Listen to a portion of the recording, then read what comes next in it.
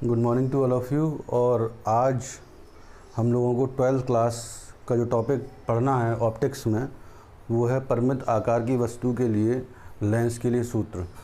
और ये वाला जो फॉर्मूला है वो तो 1/f = 1/v माइनस के 1/u, ये हम ऑलरेडी पढ़ चुके हैं पिछले वाले टॉपिक्स में। और फार्मूला भी वही आएगा और ज्योमेट्री भी वही लगानी है। जैसा कि आप पिछले वाले फार्मूले को खोल के देख सकते हैं, तो वहाँ लिखा था O'(C) और CII' में, इन दोनों के बीच में सिमिलर ट्रायंगल की प्रॉपर्टी लगाई थी। इसी तरह से दूसरा वाला जो ज्योमेट्री बन रही है वो है C और A और F, है ना। ये वाला जो पॉइंट बन रहा है, ये ट्रायंगल जो बन रहा है वो CAF और दूसरा है हमारा FII' में। इन दोनों में सिमिलर ट्रायंगल की प्रॉपर्टी लगाई हम लोगों ने, और दोनों में सिमिलर ट्रायंगल की प्रॉपर्टी लगाने के बाद में हमने फॉर्मूले को ड्राइव किया था। फिर उसके बाद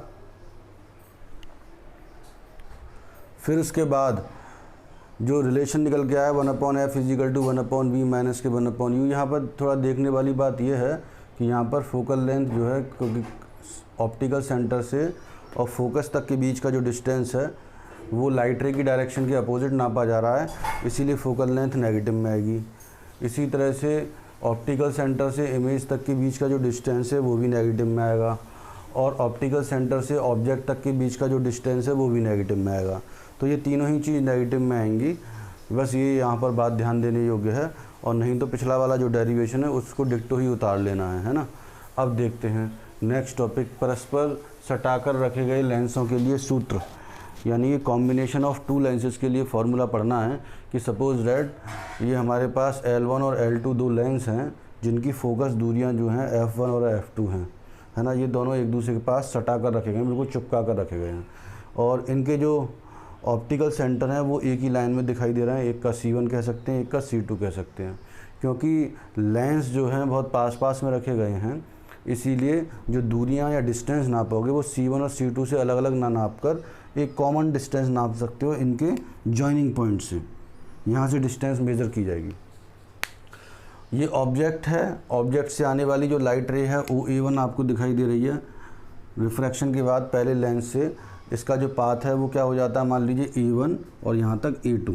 दूसरे वाले लेंस की जो सरफेस है वहाँ तक A1 A2 इसका पाथ है रिफ्रैक्शन के बाद में।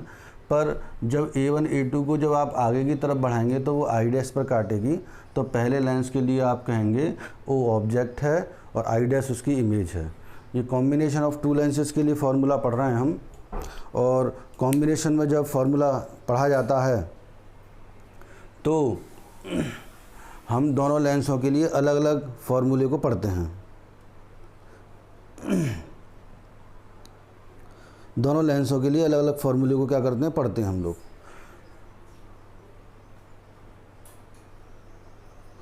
तो अब देखते हैं दूसरे लेंस के लिए। दूसरे लेंस के लिए लेफ़्ट से आने वाली लाइट रे कौन सी है, A1 A2 है ये। पर जब आप A1 A2 को पीछे की तरफ बढ़ाएंगे तो प्रिंसिपल एक्सिस के साथ कहीं काटेगी नहीं, पैरेलल हो जाएगी।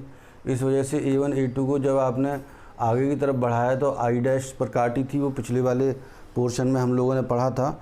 और I' जो है वो दूसरे वाले लेंस के लिए क्या करेगा, ऑब्जेक्ट का काम करेगा। फाइनली जब A1 A2 रे दूसरे वाले लेंस से पास होगी तो वो और ज़्यादा कन्वर्ज होगी, और ज़्यादा मुड़ेगी, और मुड़ने की वजह से वो I पॉइंट पर काटेगी।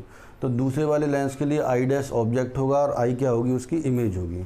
देखिए यहाँ से बीच से हम डिस्टेंस नाप रहे हैं, ये डिस्टेंस को V' बोला है हमने, और फाइनल इमेज जो बन रही है उसको V बोला है, और ऑब्जेक्ट तक के बीच के डिस्टेंस को U बोला है। ये इंटरमीडिएट इमेज है जो पहले वाले लेंस के लिए तो इमेज का काम कर रही है और दूसरे वाले लेंस के लिए ऑब्जेक्ट का काम कर रही है। ठीक है, अब पहले वाले लेंस के लिए लगाना है। पहले वाले लेंस के लिए O ऑब्जेक्ट है और I' क्या है, उसकी इमेज है। तो 1/f1 बराबर इमेज के बीच का डिस्टेंस 1/v' माइनस के 1/u। साइन कन्वेंशन लगाने की ज़रूरत नहीं है, क्योंकि 1/f = 1/v माइनस 1/u, ये रिलेशन ऑलरेडी साइन कन्वेंशन लगाने के बाद ही आया है। फिर उसके बाद नेक्स्ट देखते हैं दूसरे लेंस के लिए। दूसरे लेंस की फोकस दूरी जो है वो बच्चों F2 है। तो 1/f2 = फाइनल इमेज है हमारी I, और I के बीच का डिस्टेंस है V। ये लगाया हमने, और इसके लिए ऑब्जेक्ट का काम कर रहा है आई डैश, और आई डैश के बीच का डिस्टेंस है वी डैश, तो 1/v माइनस के 1/v डैश लिखा। क्योंकि ये कॉम्बिनेशन के लिए या संयोजन के लिए फॉर्मूला है, इस वजह से दोनों इक्वेशन को क्या कर दोगे आप, ऐड कर दोगे। तो फर्स्ट और सेकंड इक्वेशन को ऐड करिए, तो 1/f1 plus 1/f2 is equal to 1/v dash minus के 1/u प्लस 1/v माइनस के 1/v डैश। ये v1 नहीं है, v डैश है। 1/v डैश से 1/v डैश कट जाएगा, फार्मूला आएगा 1/v माइनस के 1/u। यहाँ तक कॉम्बिनेशन के लिए हमने फार्मूला निकाल लिया। अब देखिए, यदि कंसीडर किया जाए कि लेंस के कॉम्बिनेशन की जो फोकल लेंथ है वो मान लीजिए कैपिटल F है, ये कंसीडर कर लिया जाए कि if the combination of the two lenses have focal length capital F, अर्थात इन दोनों लेंसों को हटाकर एक सिंगल लेंस लगा दिया जाए। इस तरह से इन दोनों लेंसों को हटाकर एक सिंगल लेंस लगा दिया जाए जिसकी कंबाइंड फोकल लेंथ क्या, कैपिटल F है। तो इसके लिए ऑब्जेक्ट के बीच का डिस्टेंस तो u है और इमेज तक के बीच का डिस्टेंस क्या है हमारा v। तो देखेंगे इफ़, यदि आप लिखिए इसको, यदि if combination have focal length capital F, यदि संयोजन की फोकस दूरी क्या है, कैपिटल F है, तब आप लिखोगे 1/F is equal to 1/v minus के 1/u। अब देखिए इक्वेशन नंबर 3rd और 4th में दोनों की RHS क्या है, बराबर है ना, दोनों की RHS बराबर है।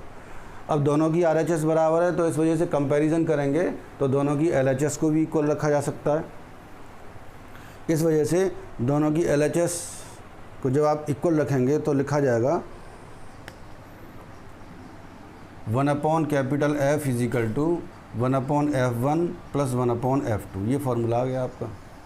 तो ये लेंस के कॉम्बिनेशन के लिए जो फार्मूला आ रहा है वो 1/F is equal to 1/f1 plus 1/f2 आ रहा है, जहाँ पर f1 और f2 जो है वो अलग अलग लेंसों की फोकस दूरी है। f1 और f2 जो है वो अलग अलग लेंसों की फोकस दूरी है, और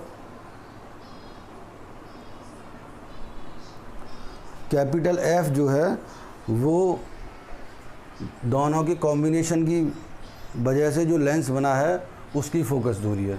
यदि मान लीजिए if one lens is concave and one lens is convex, तो यदि L1 जो है वो कैसा हमारे पास में उत्तल है, उत्तल, और L2 क्या है हमारे पास, अवतल। तो अवतल लेंस की फोकल दूरी f2 लगाओगे माइनस की, और ये प्लस के f1 लिखा जाएगा। तो फार्मूला बनेगा 1/F is equal to 1/f1 minus के 1/f2। अच्छा, पावर के लिए भी यहाँ से निकाला जा सकता है। पावर क्या होता है, पावर लेंस की फोकस दूरी का जो व्युत्क्रम होता है उसको पावर ऑफ द लेंस कहते हैं, और p बराबर लिखा जाता है 1/f से। और फोकस दूरी किस में नापोगे, मीटर में। वैसे तो लेंस की फोकस दूरी सेंटीमीटर में बताई जाती है, पर पावर जब निकालते हो तो उसको मीटर में कन्वर्ट कर लेते हो।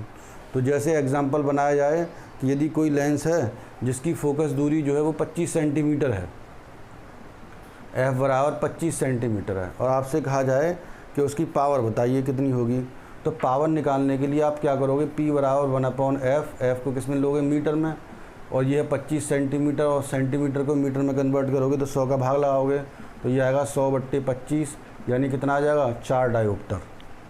तो पावर ऑफ द लेंस कितनी आ जाएगी, +4 डायोप्टर आ जाएगी।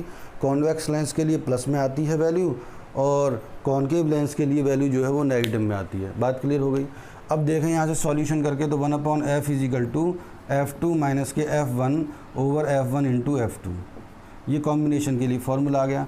इसके 3 केस बनाए जा सकते हैं कि यदि कॉन्वेक्स लेंस की फोकल लेंथ कॉनकेव लेंस की फोकल लेंथ से ज़्यादा हो तो कॉम्बिनेशन कैसे बिहेव करेगा। तो मैं अभी डायरेक्ट बता देता हूँ कि कॉम्बिनेशन जो है वो अपसारी क्रिया करेगा, डाइवर्जिंग पावर ऑफ लेंस को शो करेगा, और इसका मतलब कॉम्बिनेशन कॉनकेव लेंस की तरह बिहेव करेगा। इसी तरह से यदि F1 बराबर F2, ये सरल है, दोनों एक दूसरे से कट जाएंगे, इसीलिए F इजिकल टू क्या आ जाएगा, इन्फिनिटी। और उस केस में कॉम्बिनेशन जो है वो एक ग्लास की शीट की तरह काम करेगा, ना तो अभिसारी क्रिया होगी ना अपसारी क्रिया होगी। तीसरा है कि यदि कॉनकेव लेंस की फोकस दूरी ज़्यादा है कॉन्वेक्स लेंस की तुलना में, तो उस केस में जो है कॉम्बिनेशन, उस केस में जो कॉम्बिनेशन है वो अभिसारी क्रिया करेगा, कन्वर्जिंग पावर ऑफ लेंस को शो करेगा। तो इस तरह से हम ये कह सकते हैं, इसके 3 केस बनाए जा सकते हैं कि if F2 is greater than F1, या लेस देन बना देता हूँ, यानी कॉन्वेक्स लेंस की फोकल दूरी ज़्यादा है। अब देखिए ज़रा, F2 जो है वो F1 से छोटा है, तो छोटे में से बड़ी टर्म घटेगी तो नेगेटिव में टर्म आएगी, देन F बराबर क्या लिखोगे आप, नेगेटिव में लिखोगे लेंस युग्म अपसारी क्रिया करेगा, ठीक है, अपसारी क्रिया करेगा। सेकंड केस है इफ़ F1 बराबर F2, तब कैपिटल F बराबर इन्फिनिटी हो जाएगा। उस केस में लेंस युग्म एक कांच की पट्टी की तरह व्यवहार करेगा। उसके अलावा अगला केस है C, if F1 is less than F2, तब उस केस में कैपिटल F बराबर जो है वो कितना हो जाएगा, पॉजिटिव, और लेंस जो है वो कैसी प्रॉपर्टी शो करेगा, कन्वर्जिंग पावर, यानी कि अभिसारी क्रिया। ऐसा लेंस युग्म अभिसारी क्रिया करेगा। तो यहाँ तक बात क्लियर हो गई कि तीन अलग अलग कंडीशन में लेंस कॉम्बिनेशन अलग अलग तरह से बिहेव करता है। अब यदि आपसे कहा जाए कि साहब इसका डायग्राम बनाओ इन तीनों कंडीशन का, तो बिल्कुल बनाया जा सकता है आसानी से, कोई दिक्कत वाली बात नहीं होगी इसमें। जैसे ये एक लेंस हो गया हमारे पास, एक दूसरा लेंस ये हो गया L2, ये L1 हो गया, ये L2 हो गया, ये कॉम्बिनेशन का दिखा रहे हैं हम। F1 जो है वो क्या है, F2 से क्या लिखा जाए, ज़्यादा। तो सपोज दैट एक की फोकल लेंथ 30 है, एक की 20 है, तो यहाँ से प्रिंसिपल एक्सिस के पैरेलल आने वाली जो लाइट रे हैं वो ऐसे आएंगी डायग्राम में जैसे दिखाया जा रहा है। और क्योंकि F की जो वैल्यू है वो नेगेटिव में है, तो कॉन्वेक्स लेंस होने के बावजूद भी किरणें जो बाहर की तरफ निकल जाएंगी। इसको कहते हैं हम अपसारी क्रिया, अपसारी क्रिया। इसके अलावा ये वाला डायग्राम देखें, इसमें प्रकाश की किरणें जो है वो कहाँ चली जाएंगी, अनंत पर चली जाएंगी, क्योंकि F बराबर क्या आ रहा है, इन्फिनिटी आ रहा है। ये सब कैपिटल F के बराबर है। तीसरे वाले में डायग्राम में यदि दोनों लेंसों को ऐसे पास पास रख दिया जाए, तो आप देखेंगे कि प्रिंसिपल एक्सिस के पैरेलल आने वाली जो लाइट रेज हैं, that are focused at a single point, इसको कहते हैं हम अपसारी क्रिया, अपसारी क्रिया। तो यदि लेंस संयोजन की जो फोकस दूरी है वो पॉजिटिव में आ रही है, तो इसका मतलब अभिसारी क्रिया हो रही है, अभिसारी क्रिया हो रही है, जिसको आप कहते हैं कन्वर्जिंग पावर ऑफ लेंस। और यदि फोकस दूरी जो है वो नेगेटिव में आ रही है, तो अपसारी क्रिया हो रही है, जिसको आप डाइवर्जिंग पावर ऑफ लेंस कहते हैं। और यदि अनंत आ रही है, तो ना तो वो अभिसारी क्रिया करेगा ना अपसारी क्रिया करेगा। यहाँ तक बात क्लियर हो गई। आगे देखते हैं, इसका एक न्यूमेरिकल बना लेते हैं, है ना, कि सपोज दैट लेंस कॉम्बिनेशन में एक लेंस 30 सेंटीमीटर फोकस दूरी का है और एक जो है वो 20 सेंटीमीटर फोकस दूरी का है। अब दोनों को कैसे सॉल्व करते हैं, तो सपोज दैट एग्जाम्पल दे रहा हूँ कि F1 जो है वो 30 सेंटीमीटर फोकस दूरी का है और F2 कितना है, 20 सेंटीमीटर फोकस दूरी का। F2 कैसा था, कॉनकेव और ये कैसा था, कॉन्वेक्स। तो यहाँ देख रहे हैं कि F1 की जो वैल्यू है वो क्या है, F2 से ज़्यादा है। तो फॉर्मूले में लगाएंगे तो कैपिटल F बराबर फॉर्मूला आया है F1 into 1 upon capital F बराबर 1 अपॉन F1 माइनस के 1 अपॉन F2। F1 की वैल्यू 30 है और F2 की वैल्यू क्या है, 20 है। तो सॉल्व करेंगे बच्चों, तो 20 माइनस के 30 या 600 तो एलसीएम आ जाएगा, तो 2 माइनस के 3 और F बराबर हो जाएगा माइनस के 600 सेंटीमीटर। नेगेटिव साइन क्या शो करेगा, डाइवर्जिंग पावर, डाइवर्जिंग पावर को शो करेगा, यानी अपसारी क्रिया। तो यदि लेंस संयोजन में जो उत्तल लेंस है उसकी फोकस दूरी अवतल लेंस से ज़्यादा है तो वो अपसारी क्रिया करेगा। इसका उल्टा कर लें कि मान लीजिए सी केस, बी केस तो आसान है क्योंकि 30-30 कर लो उस दोनों को। सी केस में कर लें कि F1 बराबर कर लिया आपने 10 सेंटीमीटर, F2 बराबर कर लिया 40 सेंटीमीटर। अब करके देखिए, तो देखो 1 अपॉन कैपिटल F बराबर 1 अपॉन F1 की वैल्यू 10 और ये 40। देखिए साइन कन्वेंशन इसमें लगाने की ज़रूरत नहीं है क्योंकि हमने F2 ऑलरेडी नेगेटिव में लगाकर साइन कन्वेंशन लगा दिया है, दो बार नहीं लगाएंगे।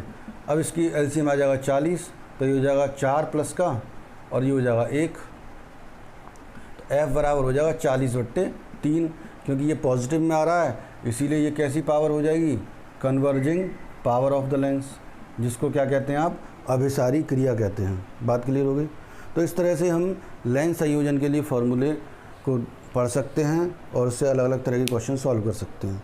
इसका एक केस और बना सकते हैं, एक केस और सुन लीजिए कि मान लीजिए लेंस संयोजन जो है वो एक दूसरे से स्मॉल d डिस्टेंस पर रखा हुआ है ना, स्मॉल d डिस्टेंस पर रखा है। तो जब लेंस संयोजन एक दूसरे से स्मॉल d डिस्टेंस पर रखा हो, लेंस संयोजन d दूरी पर रखा हो, ऐसे डायग्राम बना सकते हैं। एक की फोकस दूरी तो बच्चों F1 है, एक की फोकस दूरी जो है वो क्या है, F2 है, और दोनों एक दूसरे से d दूरी पर रखे हुए हैं। तब ये फार्मूला नहीं लगेगा। तो उसके लिए फार्मूला बता देता हूँ, 1 अपॉन F बराबर 1 upon F1 plus 1 upon F2 minus के d over F1 into F2, ये हो जाएगा। ठीक है, ये थोड़ा स्टैंडर्ड लेवल का फार्मूला है, कॉम्पिटिटिव में यूज़ होता है। एक क्वेश्चन शायद आपका एनसीईआरटी में इसके ऊपर भी दे रखा है। तो इसको कंप्लीट करेंगे हम। That's all for the day.